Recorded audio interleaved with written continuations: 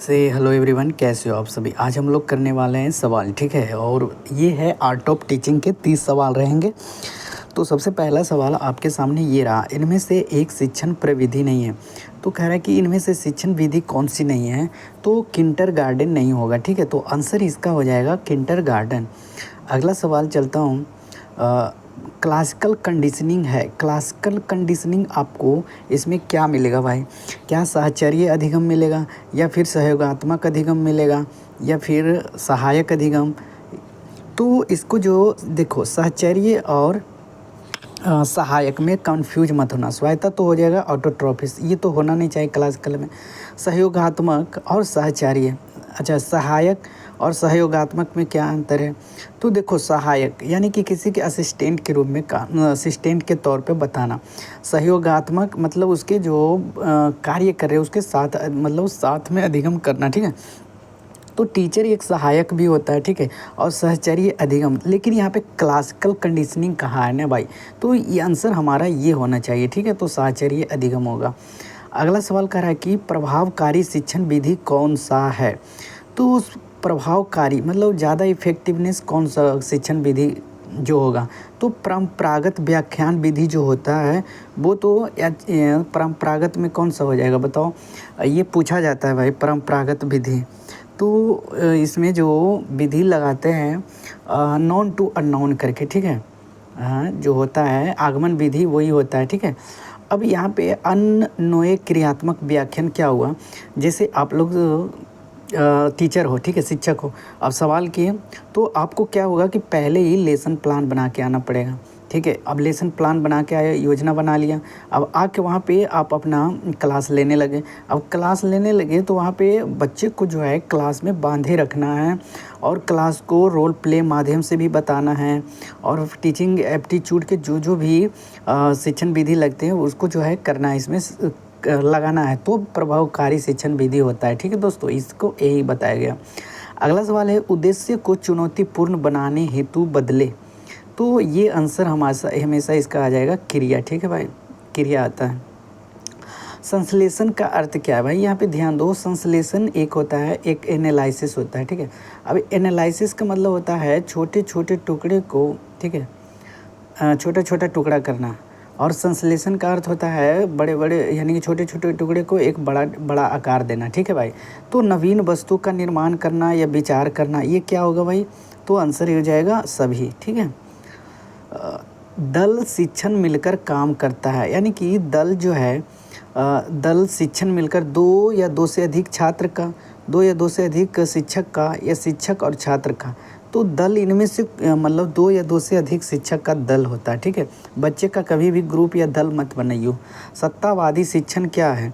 तो सत्तावादी हो जाएगा शिक्षक केंद्रित, ठीक है। और ये नेगेटिव पॉइंट है, आपको नहीं करना होगा। अगला सवाल है, विधि शिक्षण, ठीक है, विधि प्रशिक्षण देता है। मतलब विधि योजना जो आप लेसन बनाते हो तो ये कैसा सोच देता है भाई? तो ये सभी देता है, रचनात्मक, तर्क, आलोचनात्मक, निर्णय। अच्छा, इनमें से एक मेरी मॉडल के 5 सिद्धांत हैं। इनमें से मेरिल मॉडल जो सिद्धांत दिया गया 5, उनमें से एक है। तो इसमें कौन सा आंसर हो जाएगा? क्या विश्लेषण, आंकलन, उपलब्धि? तो हमारा आंसर ये हो जाएगा सक्रियन। सक्रियन है भी नहीं, सक्रियन एक्टिव। अच्छा, ADDIE मॉडल, ए इनमें से किसके लिए भाई है? तो ये हो जाएगा एनालिसिस, विश्लेषण, ठीक है। अगला सवाल है, निम्नलिखित में से कौन सा कौशल सूक्ष्म शिक्षण का नहीं है? मतलब कौशल सूक्ष्म शिक्षण नहीं है, ठीक है।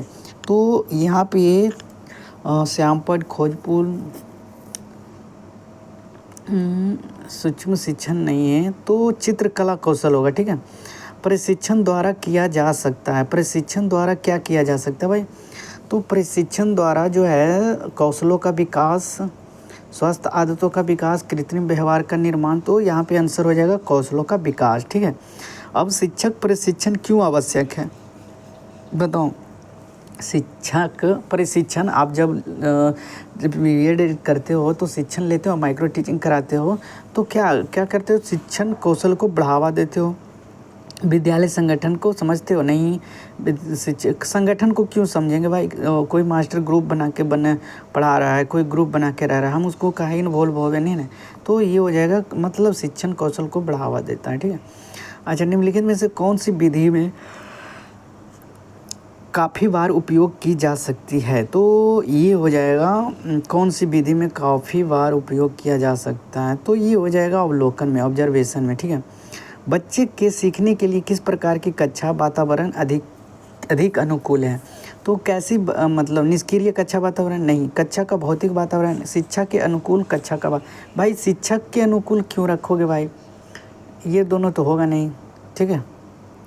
निष्क्रिय कक्षा का वातावरण मतलब निष्क्रिय कक्षा का वातावरण, भाई ये हम सवाल आंसर नहीं देते हैं, ठीक है। पाठ्य पुस्तक का कक्षा में क्या उपयोग है? टेक्स्ट बुक का क्या उपयोग करते हो आप? विचार और सोच व्याख्या करने, जो पढ़ाया जाना है उसकी परिसीमन करना है।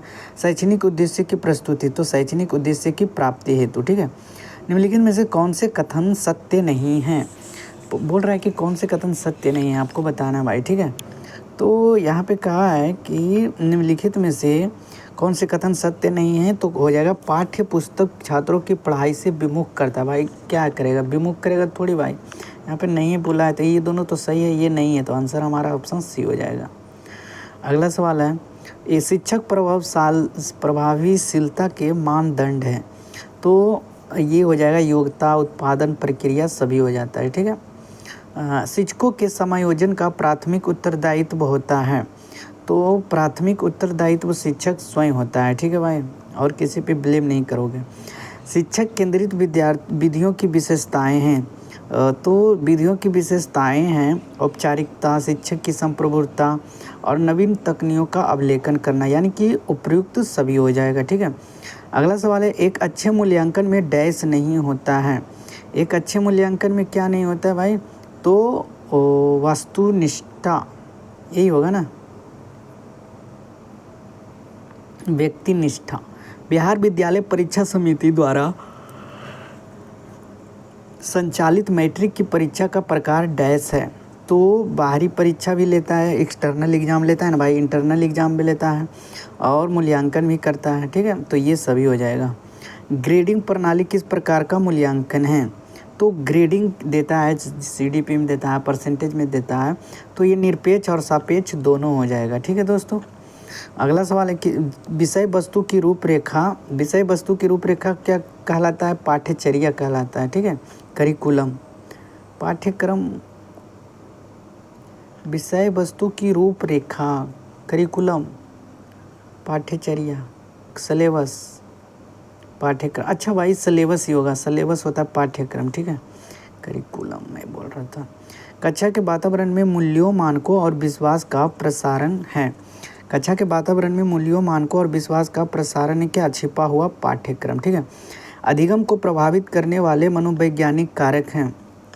अधिगम को प्रभावित करने वाले मनोवैज्ञानिक कारक का है? तो छात्रों की इंटरेस्ट, यानी कि नीड्स ऑफ स्टूडेंट या रुचि। अगला सवाल, शिक्षण अधिगम प्रक्रिया है? शिक्षण अधिगम प्रक्रिया क्या है भाई? सरल से जटिल, मूर्त से अमूर्त, ज्ञात से अज्ञात, उपरोक्त सभी हो जाएगा, ठीक है। अगला सवाल है, इनमें से कौन सा कारक शिक्षण अधिगम को प्रभावित नहीं करता है?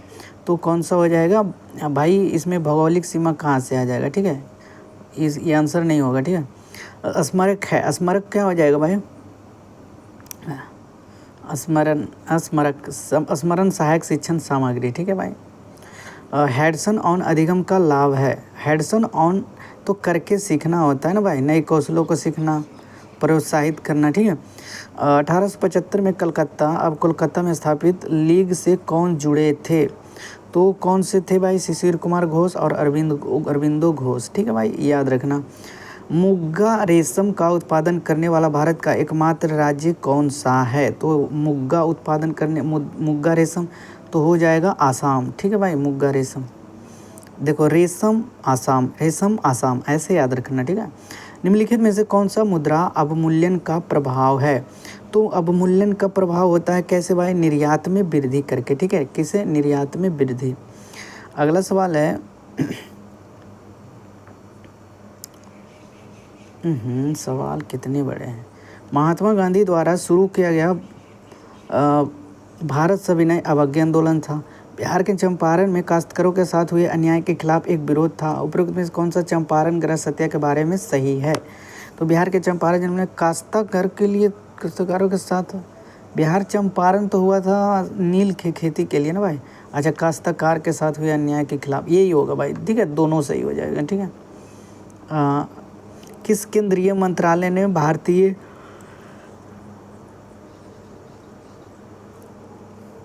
मातृभाषा सर्वेक्षण आयोजित किया है भाई? तो मातृभाषा सर्वेक्षण कौन सा करेगा?